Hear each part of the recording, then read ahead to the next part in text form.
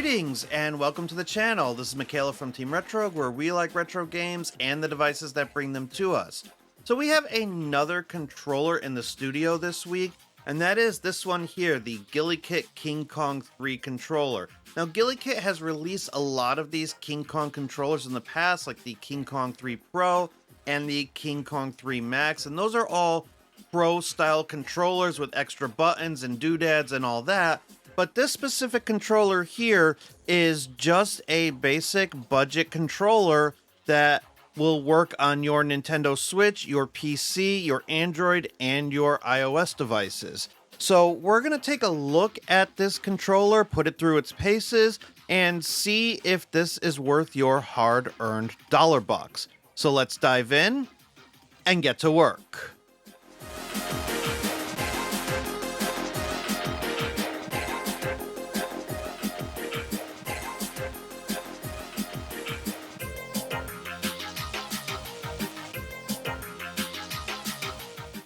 At time of recording, the Guilikit King Kong 3 can be purchased on Amazon through the Acnes store for $49.99.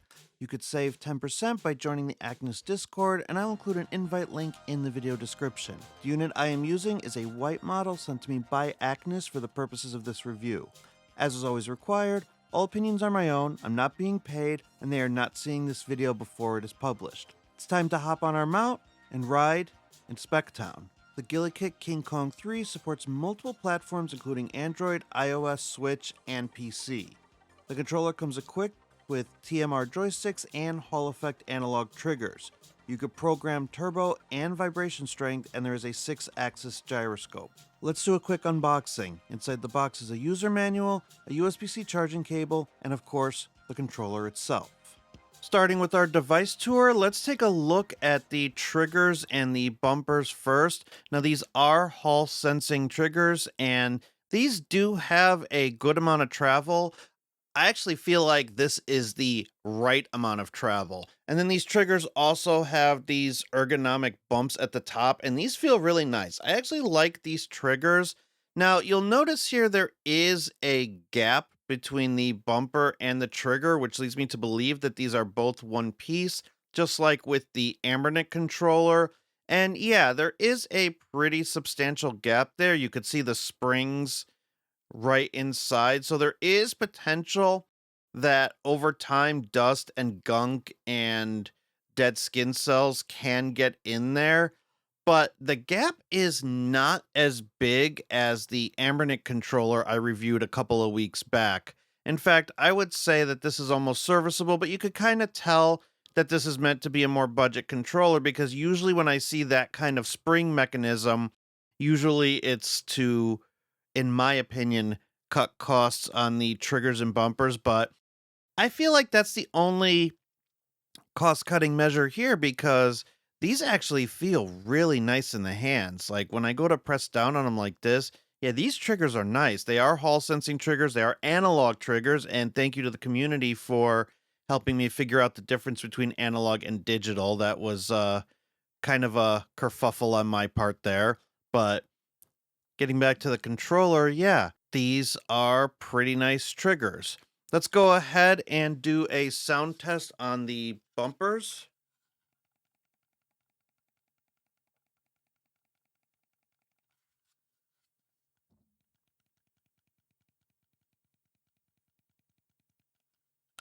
They do have a click to them, but it's not nearly as bad as some other controllers I've tested. And I do kind of like this bump that they have right here in the center. I'll zoom in a little bit so you could see it. But you've got a bump that allows your index finger to just rest nicely right there.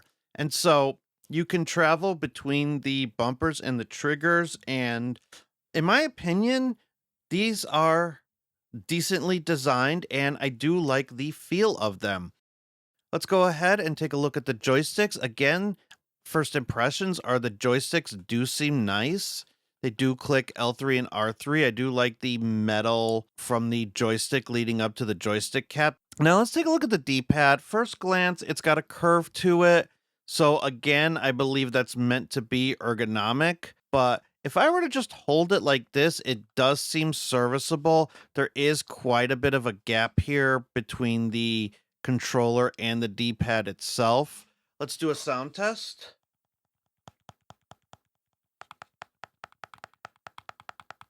That down arrow has a lot of clackiness to it.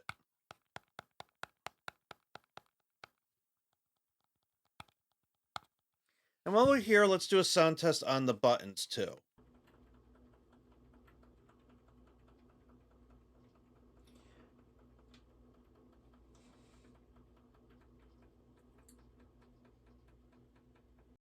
The buttons have a bit of a softer clack to them, but this D-pad is definitely noisy. I don't think these are noisy enough that you are going to have the sound of the controller overpower the game. But if you are playing a game with the sound off or you are trying to be quiet, I think these are going to be noticeable if you are playing an intense retro game. Let's take a look at the travel on the face buttons. Now, this is interesting to me because if you go push down on the Y button, the travel there is pretty significant. It almost makes it to be flush with the controller itself. And the same thing for the X button. The X button makes a very flush push. They don't feel bad per se, but there definitely is more travel with these two buttons than there is with these two buttons. In fact, the A button barely travels at all. That actually stays well above the controller. And it could just be the design of the controller, could be because of the curvature here. But I find it kind of weird that two buttons have more travel than two other buttons. I don't know how that's going to affect the gameplay. I don't think it will, but it is just something to make note of. Now you have your plus and minus. My personal opinion is I don't really like these to actually feel like a plus and minus button, but I think I'm also spoiled by 8-bit Do's controllers because what they do is they put plus and minus in a circle here in the middle. So whenever I'm playing an 8-bit Do controller, I will reach toward the middle and I'll feel for those circular buttons and then I'll press those. Then when I jump to a Guilikit controller, I'm going to automatically want to reach for these buttons here, but these are not the plus and minus buttons. These are the home buttons, and the plus and minus buttons are up here. So that's just something I have to adjust to when I'm using a Guilikit controller, because when I'm on Nintendo Switch, I will almost always accidentally press the home or the screenshot button when I meant to press start and select. And then in the middle here, you have your settings button, and this will do a whole bunch of different operations. If you hold settings and press the screen capture button, that will turn a no Deadzone mode on the joysticks. If you hold settings and press up, that will adjust your vibration intensity. And if you hold settings and press one of the face buttons, that will turn on turbo mode, and then holding it and pressing the minus button will clear all settings on the controller and set it to default. Let's move back to the top of the controller for a minute, because I want to talk about something else I really like about these King Kong controllers, and that's right here. This is a button that will automatically change your mode if you hold it for a couple of seconds, and there is a light indicator that shows which mode you are in. So if you're in Nintendo Switch mode, this light will be on. If you're in Windows mode, which I believe is an X input mode, then you'll be here. And then in order to set up for Android or iOS, you're going to go here and the light will be on depending on what mode you're in. So there's never any confusion, unlike other controllers, as to which mode you're actually in. Other controllers will typically use an LED, but to me, this is a lot more easy to understand. And here you have your sync button, and the lights will flash accordingly depending on whether you're paired or you're pairing. And then of course you have a USB-C connection, and that's for charging as well as for a wired connection. If you look at the bottom, you're going to find there's no slot for a headphone jack. This is a budget controller, so that feature is left out. And at least the molding, unlike with Ambernick, shows that there's just nothing there. So they designed this with the intention of not having any type of headphone jack, which is fine because most controllers nowadays don't really come with them anyways. And then you have the back, and Those same ergonomic grips that are on the trigger buttons are present here, and they feel really nice. In fact, this controller is very comfortable to hold. I really do like these ergonomic bumps, and I do like the grippiness in the back. I like this material as well. The color combined with the way the plastic feels, it's more of a matte plastic. You're not going to really see fingerprints on this over time like you might with a black controller. So I actually do really like this gray color combination. And then one more thing to note on the back is that there are no extra buttons or features here. This is just strictly a regular basic controller. This is not a Pro. This is not a Max. This is just a regular King Kong 3 controller. So all the good parts about the Max and the Pro, but without the price of the Max and the Pro. All right, so let's test on Android first. So we're going to test on the Razer Edge. So we're going to go here into our Bluetooth settings. We're going to pair new device. Now let's go ahead and turn this on, and I have to click it twice in order to get it to switch mode. So here it is. The indicator light shows that we're in Android mode. So let's go ahead and hold down the pairing button. The lights are going. And then here it registers as an Xbox wireless controller. So we're going to go ahead and click pair. And sure enough, here we are. Let's hit the home button.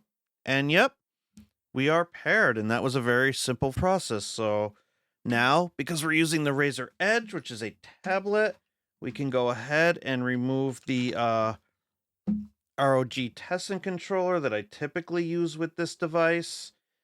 We could give that its nice little fold, and we can put this aside for now. If we go into Emulation Station Desktop Edition, you could see that everything is working, and we should be able to boot up into a game. Let's find something that we're allowed to play on stream here. If we test diagonals here with Bass's shooting, you can see I'm able to trigger intentional diagonals. Bass is the harder character to play as because he can't move while shooting like Mega Man can. But everybody wanted to play as Bass back in the day, and this was the first game to allow it to happen. Originally came out on the Super Nintendo too, and just when it made it to the States and outside of Japan, we got the Game Boy Advance port. Let's go ahead and do the Contra test. It seems like it passes the Contra test, but I don't know that it passes it with a straight 100. I would say this is probably a solid 88, just because you can tell as I'm wiggling this controller back and forth, the character is starting to move slightly, and he's kind of inching a little bit more to the right each time. But if I want to do intentional diagonals, I am able to do that. Just you're also going to get that noisy D-pad on top of it. And I am notoriously bad at Contra, so I'm not, I guess I'll try playing a little bit. Nope, I'm done playing. I died already. Sorry, Nefarious, I'm bad at games. All right, we'll try Street Fighter Alpha 3 for the fighting game test. Right off the bat, right there, we got a Hadouken, we got another Hadouken, we got another Hadouken, we got another Hadouken, we got another Hadouken, we got another, oh, nope, we failed. Let's try Tornado Kick. We got Tornado Kick off. We got the extra cool Hadouken, which requires more button inputs. Ow. Shoryuken. That failed. That one succeeded. Think we could try a max. Okay. So 90% success rate, I would say. Ow. Fireball finish. There we go. Yeah, that's about a 90% success rate. This D-pad got very clickety-clackety while I was playing that, though. Now, I want to put this controller through Gamepad Tester just to check out the dead zones here. And I don't really see much in the way of issues. Everything seems to function as intended. So this is the left joystick. You could see I could pretty much go anywhere I want. I could fill this whole thing up. And then same thing here. You could see where it kind of ends. It doesn't let you into the corners, but everything else seems to be fine. So let me actually reset this. And I want to try out that no Deadzone mode. I want to see if that changes anything. So that vibrated, that cleared all my settings. And so now you could see everything is very smooth. It is responding almost immediately to anything that I do. Please excuse my cable here. My battery's about to die on my Nintendo Switch. I unfortunately don't use this thing nearly as much as I used to since I've gotten other handhelds and handheld PCs. I tend to prefer those over this, but I still tend to use this for Switch games I already own as well as first-party titles. As a matter of fact, I've got a game on Switch that I'm actually really looking forward to playing. That would be East 10 Nordics. I really like this series. And I got a comment after my last video that Nihon Falcon games really need more representation in the handheld space. So I might play this at some point soon in a review of something, a Switch controller or something like that. But I actually have to start playing this game, and I'm really looking forward to that. But anyway, enough of a tangent. Let's go ahead and turn this on. And again, we're going to double tap this button until we're over in Switch mode. Then we're going to go into our Switch settings. And then we are going to hold our pairing button. This setup could not be easier, and this is one of my favorite things about this controller, is these two buttons on the top just make it a no-brainer on how to pair this controller. And because this is a Switch controller, or meant for Switch, everything just kind of works. So again, we got screen capture. If we go into a game, we got home. And then seems like the last game I was playing was Shredder's Revenge, so let's play a little bit more and see how this goes. Face buttons are clacky, but they're not that clacky. D-pad in a game like this is less clacky because I'm just kind of moving it. I'm not mashing on it. So I can kind of forgive the D-pad a little bit here. You thought you were going to run me over, good sir. You failed. Let's go ahead and try that no Deadzone mode. I mean, I don't really notice a difference between no Deadzone and yes Deadzone, but for something a lot more precision, like a shooter, and I don't play shooters, that might be something that you need to consider turning that mode on for. But the fact that it's there, if you need it, is kind of a nice feature. And the last thing I want to check for Nintendo Switch is whether this controller can actually wake the Nintendo Switch from sleep. So let's give that a check. Yes, it can. Let's do it one more time just to be sure. Let's put it to sleep. And let's hold the home button. And there you go.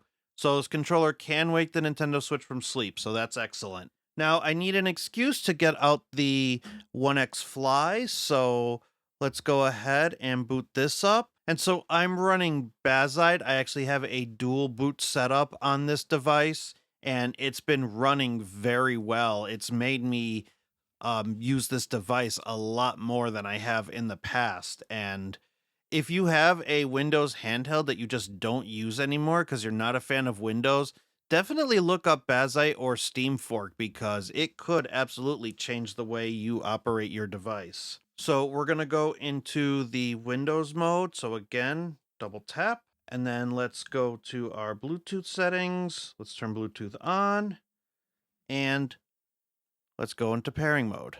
There's our pairing mode. And let's see if it shows up here. Any second now. There it is.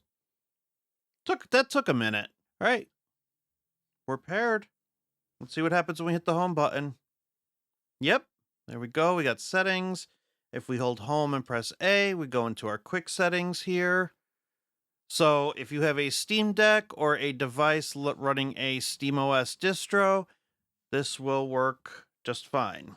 Let's go ahead and go into our controller settings. And sure enough, it's actually recognizing it as an Xbox One wireless controller. but inputs all seem to be working. Joysticks are working, plus and minus are working. That function is a home button. This doesn't do anything in this mode. This button is strictly for Nintendo Switch. Here you could see the Hall sensing triggers. And so yeah, Steam Deck or SteamOS devices definitely can use this controller. Here we are playing Sonic Origins Plus. And everything I died. Apparently at some point I'd gotten all the way to Marble Hill Zone, and everything seems to be working just fine. Now this is a fairly simplistic game. Obviously I'm only going to use 2 buttons, but the D-pad does seem to be this is not the controller's fault. I promise you this is my fault. I'm very, very bad at games. And we'll do one more device here. We'll do the Lenovo Legion Go. So let's go ahead, add Bluetooth devices.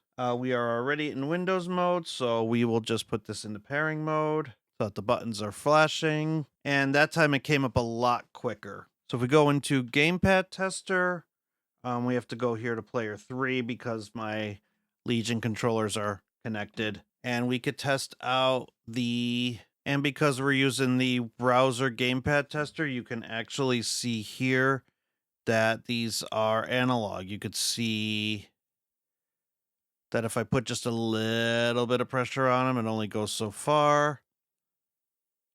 And so your shooters, your racers, those will all be covered by this controller. All right, so here's Forza Horizon 5 on Xbox Game Pass Cloud Gaming. And not only am I getting my analog triggers here, I'm also getting a lot of good vibration on the... Whoa! I'm getting a lot of good vibration on the controller. And again, you can adjust that controller intensity, but it seems to be working very well. If I put a little bit of pressure, I only accelerate a little bit. And if I hammer on the gas, I hammer on the gas. Now, there's not a lot of tactile feel to it. Like, you're not going to get vibration or anything too crazy as you're pressing those triggers, but you will get the acceleration and you will get the braking. You'll get the responsiveness of an analog trigger, but you're not necessarily going to get the feel that you are hammering your foot on the gas. All right, so here on the Steam Deck, you're going to notice that gyro is just not something you can do, even though there is gyro built into this.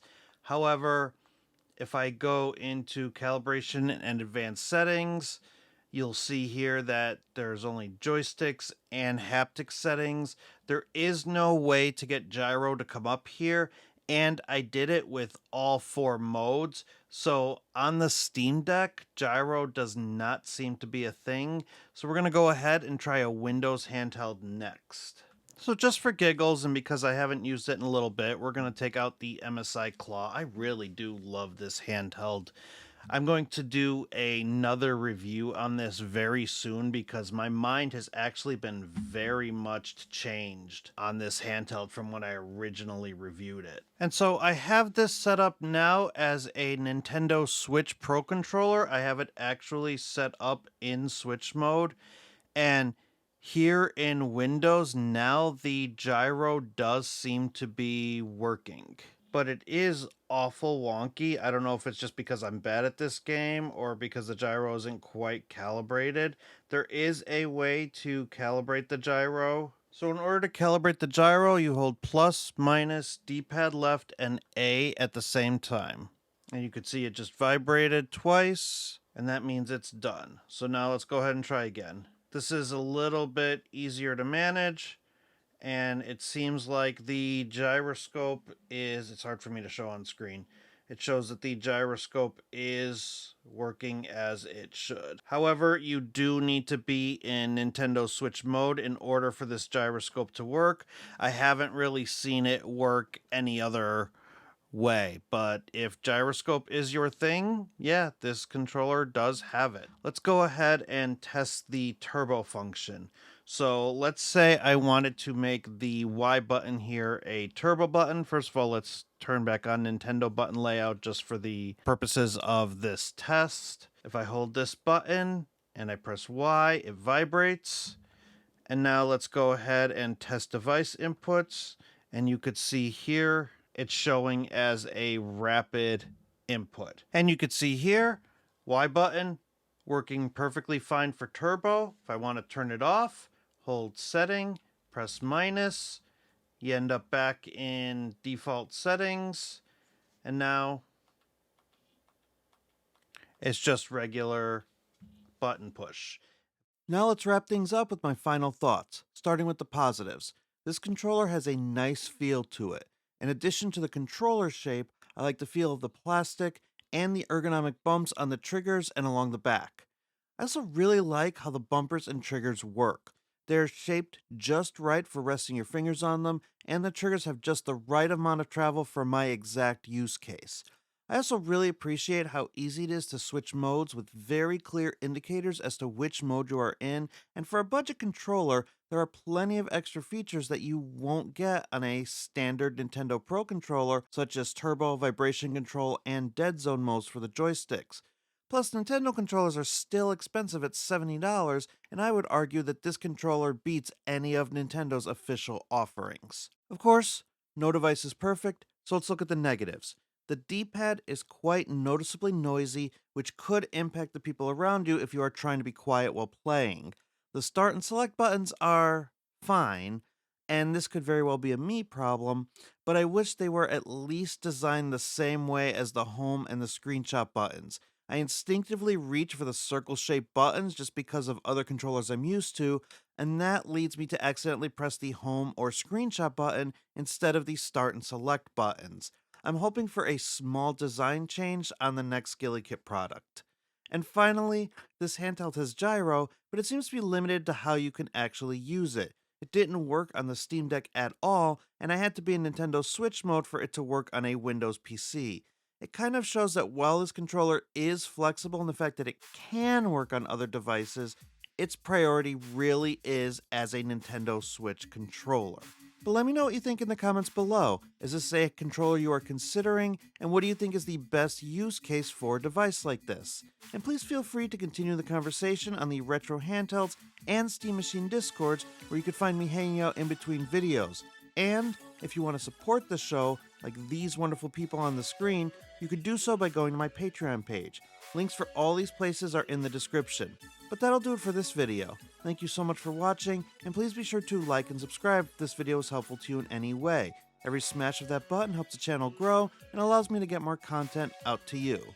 Until next time, bye for now, and don't stop believing.